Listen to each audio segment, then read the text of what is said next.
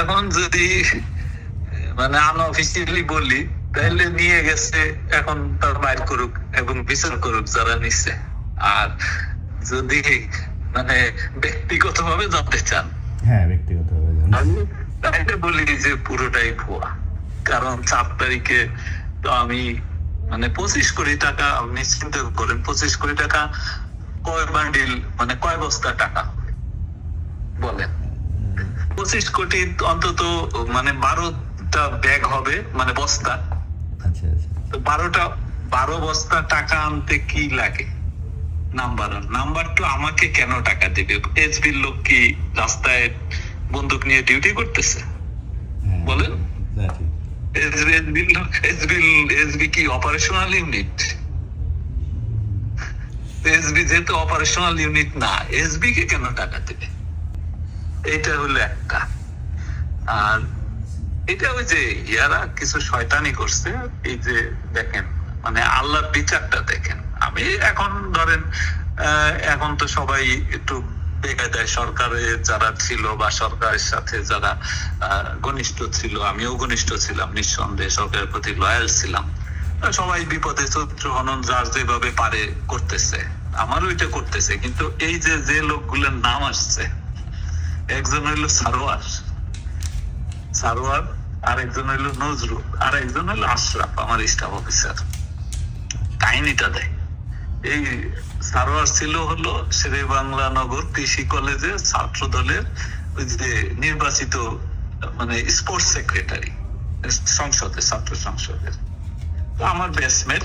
আমি অনেক চেষ্টা করছি তাকে মানে পদোন্নতি হয় না, বারবার বাদ গেছে। আমি এডিশনাল হিসেবে গেছি, তখনও সে এডিশনাল দিয়েছি। সে একটা গুরুত্বপূর্ণ জায়গায় পড়ে আছে এসবিতেই।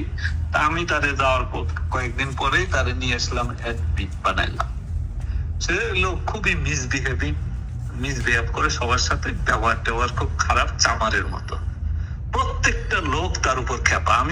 আমার যেহেতু ব্যাচমেট, আমি চেষ্টা করছি তার রিপোর্টকে ভালাইয়া কনফিডেন্সিয়াল রিপোর্ট বানাইছি যে সে এই যে ছাত্রদল সরাসরি করতো না, কিন্তু ওই সময় রেওয়াজ অনুযায়ী স্পোর্টসম্যান হিসেবে, অ্যাথলেট হিসেবে তাকে স্পোর্টস সেক্রেটারি পদে ছাত্ররা নির্বাচিত করছে। এরকম করে টোরে ও তার পদোন্নতিটা আমি করাইতে পারিনি, কারণ আমি তো পদোন্নতি দেওয়ার মালিক না। রিপোর্ট আমি এত কোমল করছি, সমস্ত ক্ষমতা আমি তার হাতে দিয়ে দিচ্ছি। মানে আমি শুধু কোঅর্ডিনেট করতাম, সমস্ত অফিসাররা তার বিপক্ষে বলতে হয়েছে যে সে মিসবিহেভ করে, আমাদের এই দেয় না সেই দেয় না। সমস্ত অফিসাররা কেউ প্রকাশ্যে বলতো, কেউ গোপনে মানে আমার সাথে যারা ঘনিষ্ঠ ইউনিটে তাদের কাছে নালিশ করতো যে স্যার এই লোকটাকে কেন এত ইয়ে করে। 5 তারিখে এদের চেহারা পাল্টে গেছে তার, এবং ওই যে নজরুল হইলো আমাদের পরের কাছে লাগাইছে। 6 তারিখে এরা তালা লাগাইছে।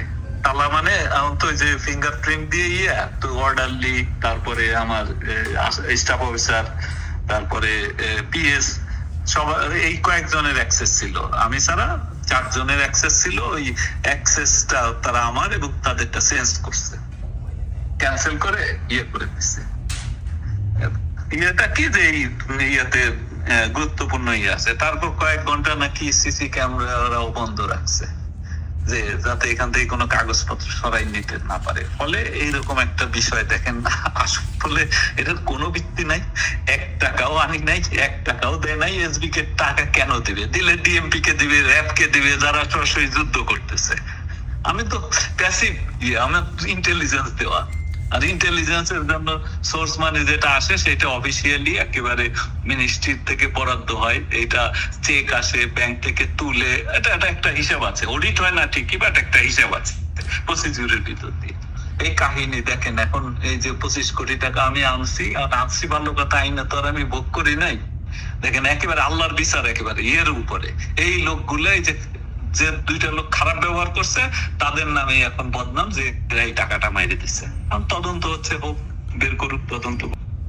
হ্যাঁ না, এর পদোন্নতি হয় নাই। আমি চেষ্টা করছি, বাট হয় নাই। এমনি কাজে ভালো ছিল, বাট ওই ব্যবহার খারাপ, চামার টাইপের। এবং সেই সবচেয়ে বেশি গালিগালাজ করছে আমাকে 5 তারিখের পরে। এই তার ফলটা দেখেন আল্লাহ হাতে হাতে দিয়ে দিচ্ছে। এখন হয়তো তদন্তে তো আসলে কিছু পাওয়া যাবে না, কারণ ঘটে নাই, পাওয়া যাবে না। 25 কোটি টাকা আসেও নাই, আর 25 কোটি টাকা মানে ধরেন ওই 12-13 ঘন্টা সিসি ইয়ে নাই বোধহয় 7-8 তারিখের দিকে, কিন্তু টাকা আসলে তার আগের তো আছে, 4 তারিখের আছে, 3 তারিখের আছে, 2 তারিখের আছে। মানে এসবি অফিসের গেট থেকে শুরু করে অসংখ্য ক্যামেরা। আমার রুমে যাইতে গেলে এইখানে অন্তত গোটা 10 ক্যামেরা পার হয়ে যাইতে হবে। ক্যামেরায় এই বস্তা উঠানোর তো কোনো ছবি নাই, তাহলে এটা প্রমাণিত হবে না। বাট এই যে এই দুইটা লোক, এরা তো সারা জীবন ইয়ে থাকবে, মানে সবাই বিশ্বাস করে যে এরা 25 কোটি টাকা মাইরে দিচ্ছে। হ্যাঁ আছে, কারণ কোন ঘটনাটা জঙ্গির, কোন ঘটনাটা নাটক, এটা প্রমাণ করুক। এখন তারা ইনভেস্টিগেশনের সুযোগ আছে, ইনভেস্টিগেশন করে বের করুক। আর আমি কারো কাছ থেকে কোনোদিন 4টা পয়সা নিছি কিনা এটা প্রমাণ করুক। টাকা তো আর উড়ে আসে নাই, টাকা তো কোনো না কোনো জায়গা থেকে আসে। আর টাকার ইয়ে থাকলে তো আমি সিডিডিসি তে থাকতাম না। সিডিডিসি তে কেউ যাবে? কোন ডিআইজি আপনার ডিএমপি তে জিজ্ঞাসা করে দেখেন, বা কোনো পাওয়ারফুল ডিআইজি যাবে কিনা। কারণ ওখানে যাবে না কেন? কারণ ওইটা শুষ্ক জায়গা, ওইখানে টাকা পয়সার সুযোগ নাই। যাইতে চায় সবাই ডিবিতে কিংবা রেঞ্জে, ইয়েতে। তা আমাকে রেঞ্জে অফার করছে, আমাকে কমিশনার হওয়ার জন্য অফার করছে। আমার টাকা পয়সার ইয়ে থাকলে তো ভাই আমি ওই জায়গায় যেতাম। আমি যখন সবার অভিযোগ এখন পুলিশের এত হত্যাকাণ্ডের পিছনে মাস্টার মাইন্ড আপনি সহ আরো 2-3 জন। আমি মাস্টার মাইন্ড কেমনে হইলাম ভাই? আমার ডিএমপি চলে হলো, ডিএমপি অর্ডিন্যান্স যদি পড়ে দেখেন, ওইখানে ডিএমপি অর্ডিন্যান্সে আর হত্যাকাণ্ড যখন 18-19 তারিখ হয়েছে, তখন তো আমি দেশেই নেই। 19 তারিখ তো আমি ফ্লাইটে, পুরোটা সময় আমি নিউ ইয়র্ক থেকে ফ্লাইটে। কাজে হুকুম কেমনে দিলাম, মাস্টার মাইন্ড কেমনে হইলাম? প্রথম হত্যাকাণ্ড যেটা ওই যে প্রায় 200-র মতো হয়েছে মনে হয় 20 তারিখের মধ্যে, ওই সময় তো আমি দেশেই নাই। তো হত্যাকাণ্ড যখন শুরু হয়েছে তখনই তো আমি দেশে নাই। তা আমি মাস্টার মাইন্ড কেমনে হইলাম বলেন? ওই কোন, আর আমি, আমার কাজ তো আর হুকুম দেয়া না, আমার কাজ হইলো ইন্টেলিজেন্স দেওয়া। ইন্টেলিজেন্স রিপোর্ট আমরা দেই, ইন্টেলিজেন্স রিপোর্ট দেই হলো ইন্টেলিজেন্স সিচুয়েশন বর্ণনা করে কি করণীয় সেটা। আমার রিপোর্ট গুলো দেখুক, রিপোর্ট মিনিস্ট্রিতে আছে, পুলিশ হেডকোয়ার্টার্সে আছে এবং প্রধানমন্ত্রীর কাছে। তো ওইটা তো আর নাই, ওইটা গণভবন একটা নষ্ট হয়ে গেছে, কিন্তু পিএমও অফিসে আছে, হোম মিনিস্ট্রিতে আছে। এই কোটা আন্দোলন নিয়ে যত রিপোর্ট আছে আমার, এগুলো প্রকাশ করুক।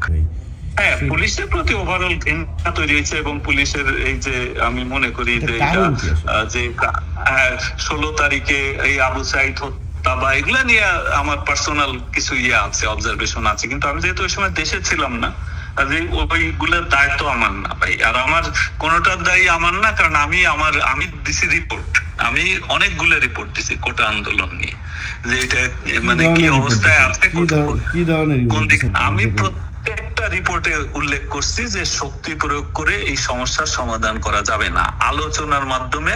এটা শুরু থেকেই যখন হয় নাই, তখনই বলছি যে যৌক্তিক ভাবে এই যে কোটা নির্ধারণ, যৌক্তিক ভাবে নেওয়া জন্য এরকম রিপোর্ট গুলো আছে। তো এখন আমার ভাই রিপোর্ট তো আমি একা দিই না, রিপোর্ট দেয় হলো ওই যে সবচেয়ে বেশি গুরুত্ব কোন রিপোর্টে দেয়, আরো ইন্টেলিজেন্স এজেন্সি আছে না 2টা। পুলিশের কথা কি কেউ মানে নাকি? আমার ওভারঅল সিচুয়েশন নিয়ে তো আসলে আমি বলতে পারবো না, কারণ ওভারঅল সিচুয়েশন আমি যেহেতু এখনো পিআরএল মানে চাকরির শর্তের ভিতরেই আছি, সেই হিসেবে ওইটা বলতে পারবো না। আমি বলি যে এই 25 কোটি টাকার বিষয়টা যেহেতু তদন্ত হচ্ছে, তদন্ত কমিটি এটা বের করুক। আর মানে এই তদন্ত করে যদি তারা পারে সেটা করুক। আর আমি পেশাদারিত্বের সাথে কাজ করেছি, এবং সেইটা আমি টিভিতে ছিলাম, 7 বছর টিভিতে ছিলাম, তারপর 5 বছর কাউন্টার টেররিজম ট্রান্সন্যাশনাল ক্রাইমে ছিলাম। ওই সময়কার কোনো ঘটনা যদি মানে চায় তদন্ত করে দেখুক, কোথাও আমার পেশাদারিত্বের বাইরে কোনো আছে কিনা, সেটা তদন্ত করুক। তদন্ত করে দেখে যদি আমার বিরুদ্ধে মামলা হইলেই তো আর অ্যারেস্ট হবে না, মামলা হইলেই এটা তো সার্কুলারও দিছে দেখলাম, যদি করে আমি আইনগত ভাবে এগুলো মোকাবেলা করবো। কিন্তু আমি পালাইয়া বেড়াবো মানে আমি একটু ইয়েতে আছি, চেইবে আছি জঙ্গিদের জন্য, আমার নিরাপত্তা দিবে এই নিশ্চয়তা দিলে আমি আমার বাসায় থাকবো। বাসা মানে আমার তো নিজস্ব কোনো বাসা নাই, মানে যে বাসায় ছিলাম সরকারি বাসা, সরকারি বাসায়। এখন ওই সরকারি বাসায় আমি ফেরত যাবো। বাসা তো এখনো ক্যান্সেল হয় নাই, কারণ পিআরএল এর সময় কম্পালসারি রিটায়ারমেন্টের 2 মাস থাকা যায়, কিন্তু বাসায় আমার জিনিসপত্র আছে, ফ্যামিলি আছে। যদি আমার নিরাপত্তা দেওয়ার নিশ্চয়তা দেয়, আমি বাসায় ফেরত যাব। আত্মসমর্পণ যদি আমাকে বলে যে মানে বললে আমি আত্মসমর্পণ করব।